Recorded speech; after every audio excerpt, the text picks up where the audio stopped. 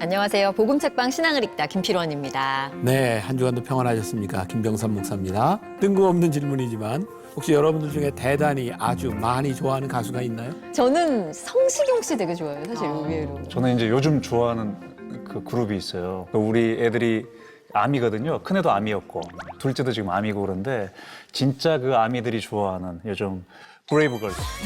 나 표정들 봐. 이거 표정들 봐. 남자 스태프들. 춤출 수 있어, 춤출 수 있어. 네, 논리. 브레이브걸스는 아주 독특한 춤이 있다고 들었는데. 아 그렇죠. 우리 보여주시죠. 둘째가 추는 가오리 춤을 이게. 다시 한번 물어봅시다. 그래서 그렇게 가수를 너무너무 좋아해서 그 가수의 행동과 삶을 다 따라해 본 적이 있어요? 그래서 의자에 올라가고요. 함께 가오리를. 그렇죠. 저는 아무래도 이제 헤어스타일이라던가 옷이라던가 뭐 약간 제스처 같은 거 괜히 멋진 척 이렇게 이런 그 거 사람 좀 나오는 따라하고 예능 다 챙겨서 보고 이제 춤도 따라 추고 뭐 그랬던 것 같아요. 그럼 한 가지 더 물어봅시다. 혹시 여러분들 인생 가운데 이분은 나의 선생입니다. 이분은 내 인생의 스승이다 할 만한 사람들은? 야 갑자기 질문이 굉장히 브레이브걸스에서 스승님한테 넘어가야 되죠. 제가 굉장히 좀 작가다. 당황스럽긴 한데 이걸. 와우. 저는 부모님. 김병선 목사님? 아유 내가 눈치가 없어. 그렇죠. 보니까 그분들을 뭐 노래도 부르고 또 예능도 쫓아다니고 드라마는 챙겨보지만 저의 삶에 영향을 끼치거나 하는 건 사실은 크게는 없어요. 그러니까 본받고 싶은 뭐 스승님 같은 경우에도 우리 목사님 설교 듣고 목사님의 삶을 가까이서 지켜보면서는 나 이렇게 나의 삶의 문제에서 저런 태도를 가져야 되겠다 이런 거는 있지만 그 연예인을 보고 뭔가 삶에 직접적인 연관을 짓지는 않는 것 같습니다. 그렇죠. 우리가 이제 연예인을 좋아한다, 어떤 영웅을 좋아한다라고 했을 때는 정말 좋아해서 그 사람들의 행동도 한번 따라해보고 하지만 우리들이 이제 스승을 좋아한다, 스승님으로 생각한다라고 하면 그의 삶을 담고 싶은 거죠. 그러니까 행동을 따라하는 것과 삶을 담고 싶다고 하는 것은 좀 다른 차원의 문제일 것 같아요. 그래서 오늘 26번째 책은 그런 마음에 대한 그런 구분을 가지고 이런 이야기를 좀 나누어 봤으면 좋겠다. 그런 생각이에요. 뭔가 목사님께서 이렇게 질문을 다면적으로 던질 때는 책 속의 후에 우리가 하하 하는 뭐가 분명히 있을 거라는 맞아요. 생각이 들어요. 네, 목사님 책 제목이 뭔가요?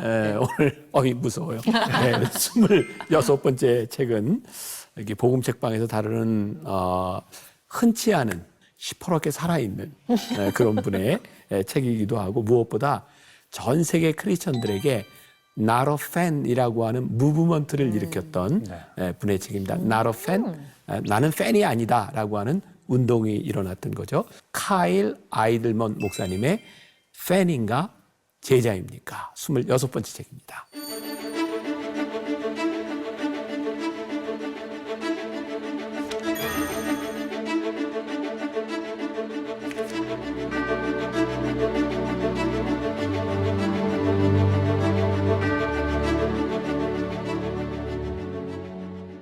짠! 네, 팬인가 제자인가 나러 팬이라고 적혀 있고 우리나라 이제 번역본으로는 팬인가 제자인가 이렇게 제목을 달았습니다.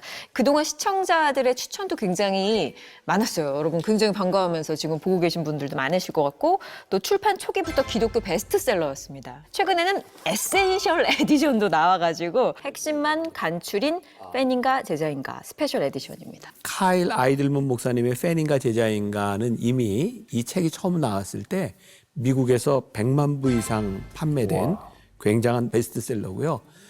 조금 전에도 언급을 했지만 이 책이 영향력을 가지는 것은 그냥 책을 읽은 것으로 끝난 것이 아니라 Not a fan, 나는 팬이 아닙니다라고 하는 운동이 일어나게 된 출발점이 된 책이기 때문에 아주 강력한 영향력을 가지고 있어요.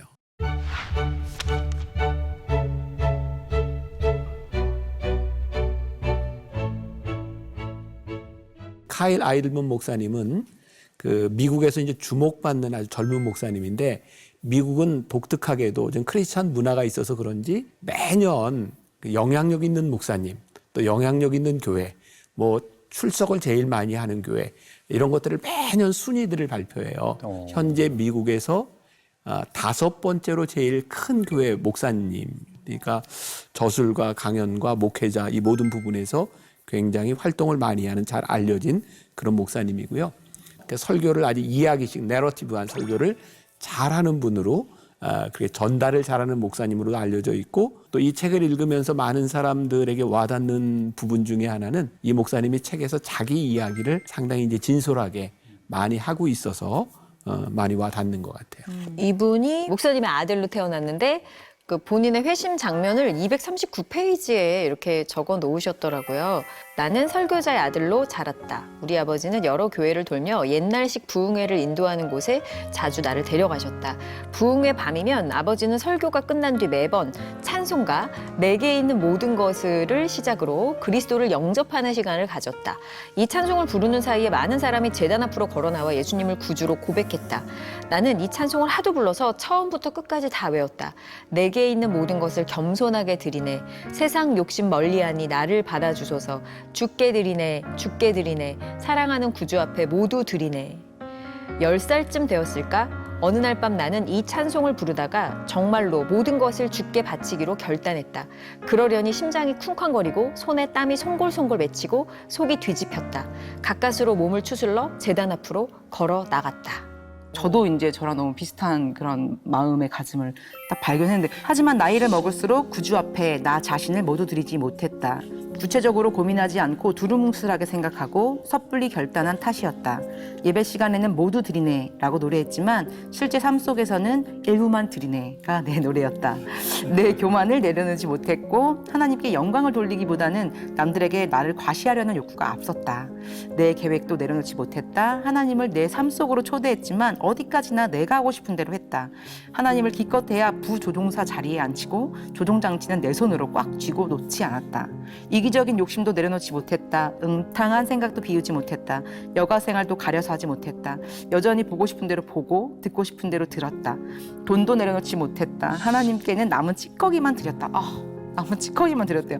시간도 하나님께 온전히 바치지 못했다. 처음에는 가정도 내려놓지 못했다. 나는 구주께 모두 드리지 못했다. 모태신앙인 사람들이 더 못해. 뭐 목회자 자녀들이 더 못해. 막 이렇게 하면서 모태 신앙이야. 막 이렇게 하는 고백을 해주시는 게 요것 때문에 다른 사람들이 또 힘을 얻어서 갈 수 있는 맞아요. 부분이 아닌가. 거기에서 조금만 더 이제 뒤로 가면요, 조부모님들의 또 히스토리가 나와요. 그래서 우리나라에서 또 중요하게 한 게 그게 뭐겠습니까? 믿음의 3대에 대해서 또 중요하다고 얘기를 하시잖아요. 이 245페이지 보면 이제 이렇게 나와 있어요. 어느 나른한 주일 오후 일리노이주의 작은 마을 세인트 조셉에 사는 이 가족의 집에서 일어난 일이다. 두 남자가 문을 두드렸다. 한 남자는 오빌 허버드란 사람이었다. 오빌은 유전에서 일했다. 배운 것도 없는 지극히 평범한 사람이었다. 다른 남자는 딕 울프란 사람이었다. 딕은 아내가 병원에서 출산할 때 역시 출산 중인 이 부부를 처음 만났다. 오빌과 딕은 기묘하게 할 말이 있으니 잠시만 시간을 내달라고 부탁했다. 부부는 딱히 할 일도 없었기 때문에 기꺼이 두 사람을 안으로 들였다. 남편이 아내를 불러 함께 소파에 앉자 오빌과 딕이 복음을 전하기 시작했다. 두 사람이 예수 그리스도와의 관계를 설명하는 내내 부부는 조용히 앉아서 귀를 기울였다. 이 이야기에서 사소하면서도 중요한 사실 하나를 빼놓을 수 없었다.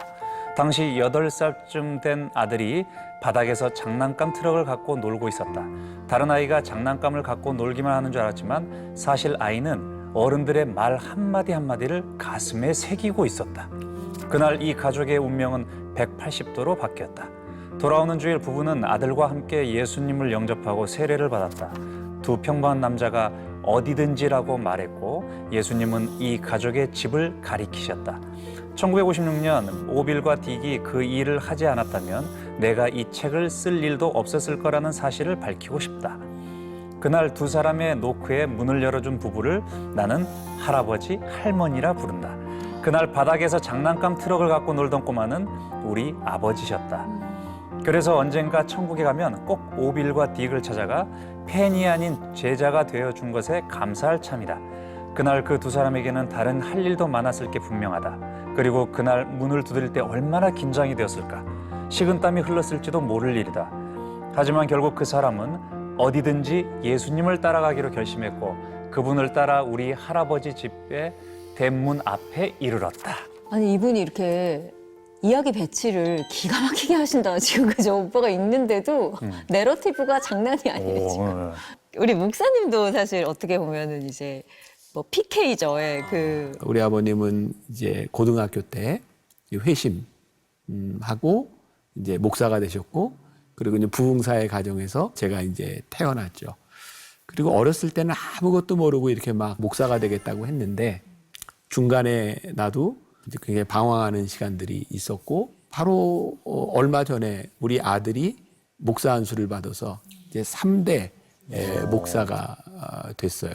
이 이야기를 보면서 내가 이렇게 이제 방황했던 시절의 이야기를 또 보는 것 같기도 하고. 원래 항상 우리 표지부터 아우 이거 팬인가 제자인가 아우 이렇게 읽으면서 어떤 도전들을 받으셨을까도 궁금하더라고요. 저는 이제 모태신앙이 아니거든요. 근데 처음에 이제 하나님께서 콜링하시고 나서 처음에 다닐 때는 그러니까 그런 거 있잖아요. 굉장히 유명한 사람 옆에서 사진 찍고 나서 아, 나 이 사람 알아. 그러고 되게 막 그 자랑하고 다니는 그런 느낌의 친구였던 것 같아요. 야, 니네가 예수를 알아? 내가 이 예수님 덕분에 말이야. 막 그러면서 되게 좀 뭔가 그런 식의 것이었다면 어느 순간인가 예수님을 따라가지 않으면 제자로서의 삶이 아니면 아무 의미가 없는 걸로 그러니까 하나님께서 바꿔주셨었거든요. 10년 전에 읽었던 책인데 다시 한번 보면서 반성하는 부분들도 있고 그리고 또 제자로서의 또 잘 지금 해나가는 것들도 있구나 하고 다시금 돌아볼 수 있는 그런 책이었던 것 같아요. 저는 나도 믿음을 가지고 있던 우리 어른들한테 이거를 배워갖고 이렇게 자라게 된 게 이렇게 또 비슷할 수 있구나라고 하는 그 부분이었던 건데 당신도 기억도 나지 않는 갓난 아기 때 부모님의 품 안에서 유아 세례를 받았을 뿐 개인적으로 예수님을 따라 본 적이 없는가? 기독교 집안에서 태어나 멋모르고 교회에 다녔을 뿐 원해서 다닌 적은 없는가? 엄마 아빠가 시켜서 억지로 성경을 읽었는가? 심지어 어른이 되어서도 압박이 여전한가? 교회에 나가면 부모님이 좋아하니까 어쩔 수 없이 나가는가? 줄곧 교회를 다녔다는 이유만으로 스스로 그리스도인으로 여기는가? 가족과 친척들의 이목이 무서워서 교회에 다녔는가? 그렇다면 당신은 예수님과의 관계를 추구한 것이 아니라 사람들과의 관계를 유지하기 위해 그분과 관계를 억지로 참아낸 것이다. 저 여기서 진짜 저 딱 적은 거예요. 관계를 억지로 참아내는 거가 정말 어려웠거든요. 하필이면 뭐 사춘기 때면 오죽했겠어요. 네, 친구들과의 관계보다 자꾸 이쪽으로 이렇게 밀려가는 이런 느낌부터. 그래서 정말 싫었는데 지금 참 감사한 건 이 억지로라도 이렇게 가게끔 됐기 때문에 지금의 내가 있고 와, 나 이거 아니었으면 어떻게 했을까. 그러니까 이렇게 억지였던 관계가 최고의 관계라는 걸 이제는 알겠거든요, 사실. 이게 참 웃긴 게 사람이 어떤 고난이 찾아와야 결단을 내리더라고요. 제가 좀 힘들고 나니까 결국 그게 드러나더라고요. 제가 사람을 신경 썼던 거야, 결국. 그리고 솔직히 내 생계를 더 신경 썼더라고요. 바닥을 보게 해주셔서 감사합니다. 이런 이제 사건이 있었는데 그리고 나서 이제 195페이지를 읽으니까 제자는 자신을 부인하고 이렇게 고백할 줄 아는 사람이다. 예수님을 선택합니다. 제 가족이 아닌 예수님을 선택합니다. 돈이 아닌 예수님을 선택합니다. 세상에서의 성공이 아닌 예수님을 선택합니다. 술의 쾌락이 아닌 예수님을 선택합니다. 포르노의 흥분이 아닌 예수님을 선택합니다. 대궐 같은 집이 아닌 예수님을 선택합니다. 자유보다도 예수님을 선택합니다. 남들의 이목이 아닌 예수님을 선택합니다. 제자는 자신을 부인하고 예수님을 따르기로 매일 선택하는 사람이다. 설령 자신의 전부를 잃는다고 해도 그의 결심은 변함이 없다. 그리스도를 위해 자신을 부인하고 희생하는 모습. 이것이야말로 일편단심의 가장 확실한 증거다. 깊은 사랑은 무엇보다도 희생을 통해 드러나기 마련이다. 남을 위해 자신을 부인하는 것보다 더 큰 사랑이 없다. 저는 근데 이런 사랑을 받아본 적도 없고 또 해본 적도 없는 거예요, 사실. 그래서 되게 도전을 받고 말았죠. 말았습니다. 받고 말았습니다. 또 이제 제자였다가 팬이 될 수는 없는 것 같아요. 이거 제자가 분명한데 내가 지금 어느 순간인가는 정말 제자가 맞나? 라는 의구심을 했을 때 실은 저는 이제 이 책을 보면서 제자로서 숨고르게 하고 있구나라는 생각을 했지 내가 또 팬이 됐구나라는 생각은 안 했었거든요. 근데 이런 고백들 자체가 제자이기 때문에 고백을 할 수 있는 것 같아요, 보면. 왔다 갔다 하더라고요, 제가. 근데 책에서 되게 재미있는 표현이 나오는데 여러분 재미있다는 표현은 상당히 부담이 되는 표현이기도 합니다. 198페이지에 보면은 이처럼 우리 중에도 반채식주의자 같은 반그리스도인이 많은 것 같다. 예수님을 정말 좋아해요. 하지만 가난한 자를 섬기고 싶진 않아요. 교회에 다니는 건 좋아요. 하지만 내 돈은 한 푼도 낼 수 없어요. 예수님은 좋아요. 하지만 제게 혼전 순교를 강요하지 말아줘요. 예수님을 사랑하긴 해요. 하지만 100% 그리스도인은 사양할게요. 그래서 저는 사실 이렇게도 사실 고백 안 해요. 이런 것도 얘기 안 한다니까. 아. 얘기하면 뭐 할겨. 내가 가짜라는 거를 사람들한테 얘기하는 건데 왜 아무 말 안 하고 그냥 멋있는 그런 모습으로 예배 드리면 되는겨. 그냥 그렇게 살았더라고요. 그러니까 이게 책이 보면 되게 불편한 책이에요. 실은 어떻게 보면 팬들한테는 너무 불편한 책이에요. 여기 나와 있거든요. 18페이지 보면 지금까지 나는 제자의 길을 최대한 매력적이고 편안하고 편리한 길로 포장하려고 했었다. 그래야 더 많은 사람이 제자의 길로 동참할 것이라고 여겼기 때문이다.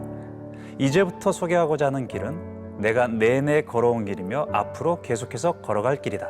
이 길은 결코 쉬운 길이 아니다. 라고 아예 단정을 하고 시작을 하셨더라고요, 보니까. 아마 우리들이 예수를 믿는 많은 사람들 중에는 우리뿐만 아니라 예수를 믿으면 우리들이 어떤 덕을 볼까, 어떤 유익이 있을까 그런 마음으로 시작하는 경우들도 참 많은 것 같아요. 성경을 통해서도 보면 팬이었던 사람이 이렇게 제자로 변해가는 게 니고데모 같은 사람의 예를 들기도 하고 그런가 하면 베드로와 안드레, 요한 같은 사람은 예수님께서 처음 부르셨을 때 그들이 그물을 다 던져주고 예수님을 따랐다. 처음부터 제자의 삶을 산 사람도 있고 그런데 가만히 성경을 보면 제자로 모든 것을 버리고 살아갔던 이 사람들이 중간에 제자가 아니더라고 팬이지. 또 이제 십자가 앞에서 다시 한번 또 결단하게 되는 그런 시간들도 있고 많은 사람들은 이런 결정의 순간을 맞이하지 않으려고 하겠죠. 김필원 아나운서가 아까 얘기했던 것처럼 나는 뭐 조용히 하면 또 잘못되는 거야. 결정하지 마. 이제 그러는 거죠.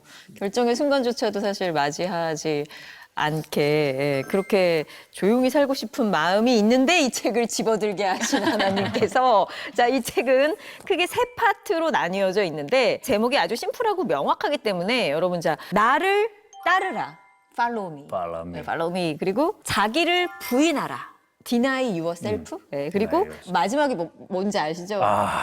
읽고 싶지 않습니다. 어. 저 아주 반반 걸치고 싶어요. 너무 와서 무서워. 죽으라 Come and die예요. 아우 내려놔.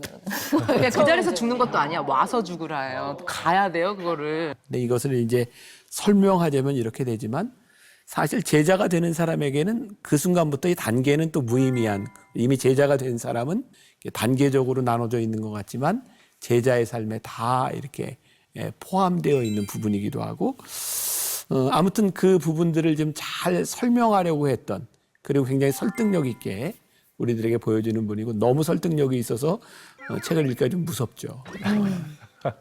예수님을 따르게 되면 이제 제자의 길은 이제 일단 시작이 됐으니까 이제 어떻게든지 가는 거죠. Deny yourself, come and die가 되는지 안 되는지 일단 우리 김병삼 목사님의 책을 통한 시원한 신앙 읽기를 들으면 또 우리가 어떤 마음을 가지게 될지 기대가 됩니다. 목사님 시작해 주시죠. 네. 고맙습니다.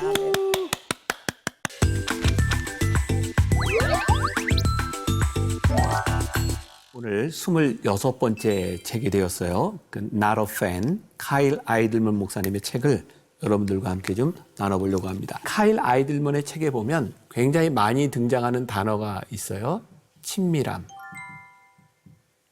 우리가 팬인가 아닌가의 기준이 되는 굉장히 중요한 것 중에 하나가 친밀함이에요.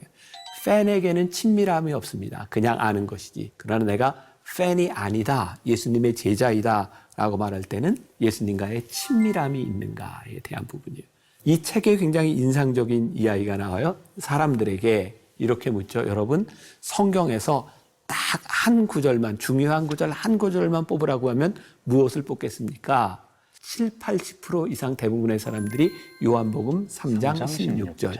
처음에 어떻게 시작하죠? 요한복음 3장 16절. 하나님이 세상을 이처럼 사랑하사 독생자를 주셨으니 이는 저를 믿는 자마다 멸망치 않고 영생을 얻게 하려 하십니다.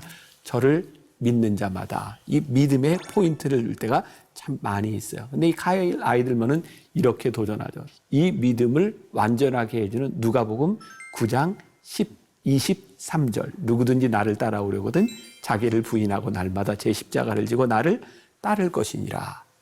이 믿음과 따름 이 두 가지가 우리의 신앙에 같이 있어야 된다. 요한복음 3장 16절은 믿음을 강조하고 누가복음 9장 23절은 따름을 강조한다. 사실 이 둘은 따로 떼어놓을 수가 없는 거죠. 우리가 믿으면 당연히 따를 수밖에 없는 거죠.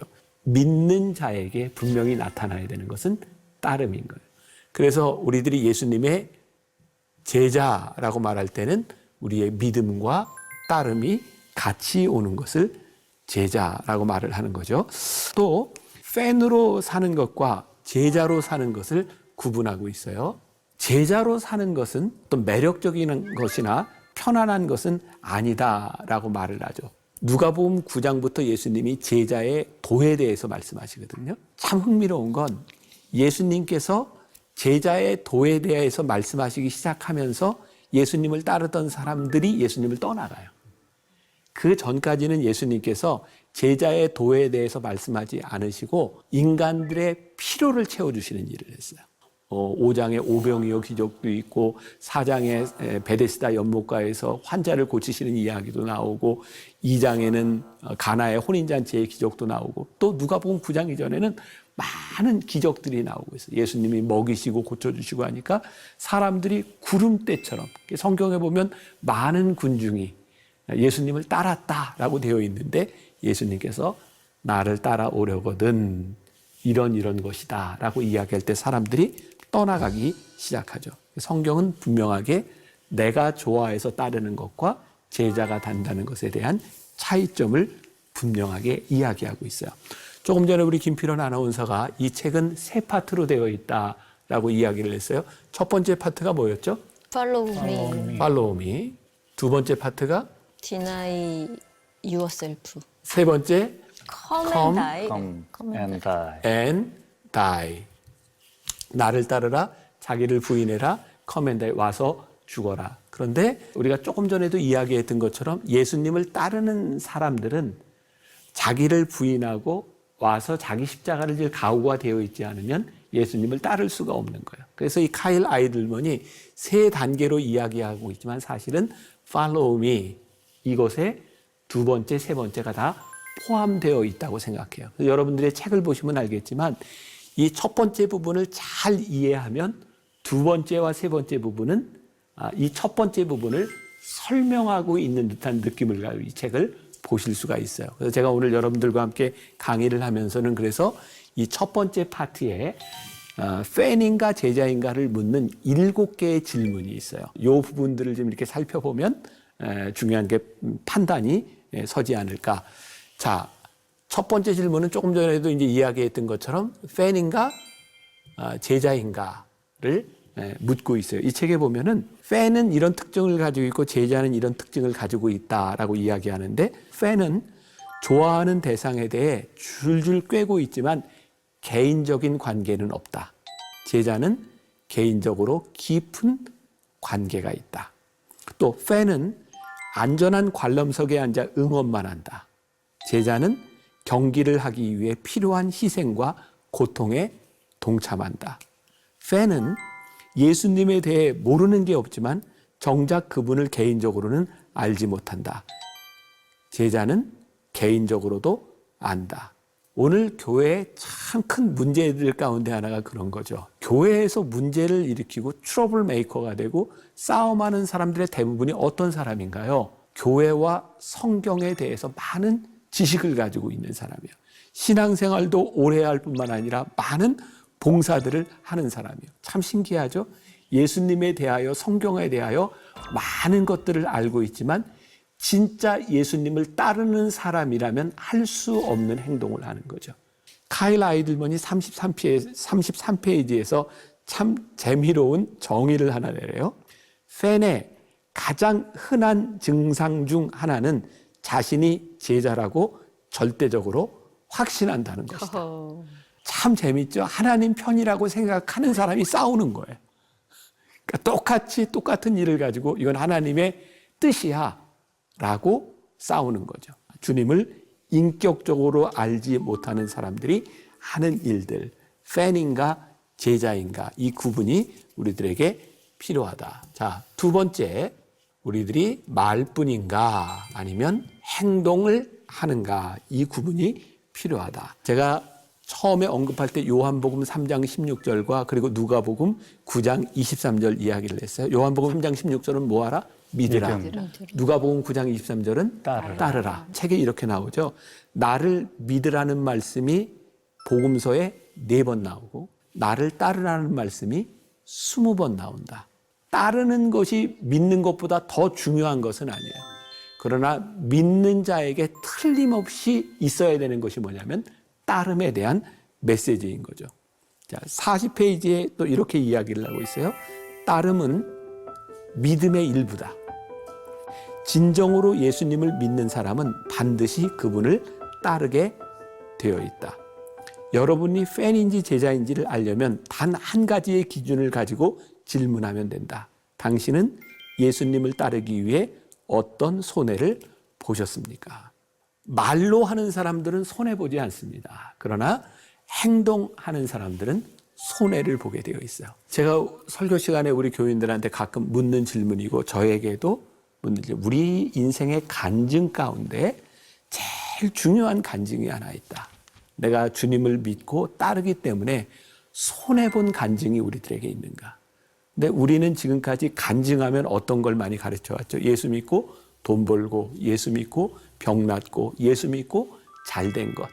근데 진짜 제자는 예수를 믿기 때문에 내가 손해본 것에 대한 간증이 있을 때 그것이 난 제자라고 생각해요. 예를 들면 그런 거예요.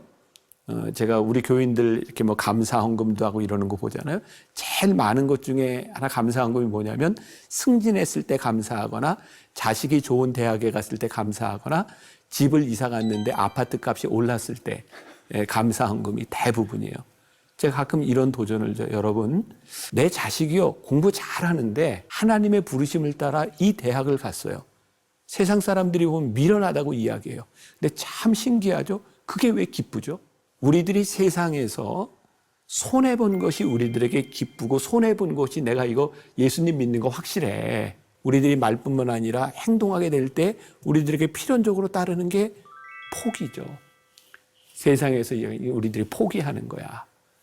그 손해본 그런 간증들이 우리들에게 있는가. 또 세 번째,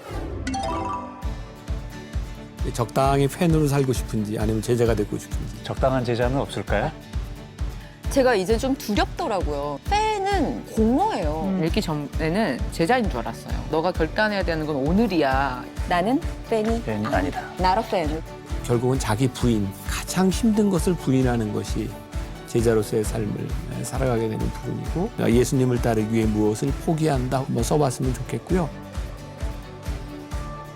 예수님을 따르기 위해 저의 평판과 물질을 포기한다. 사랑하는 마음을 저에게 더 주셨기 때문에 이게 이 포기가 가능했지 제 힘은 아니었던 것 같아요.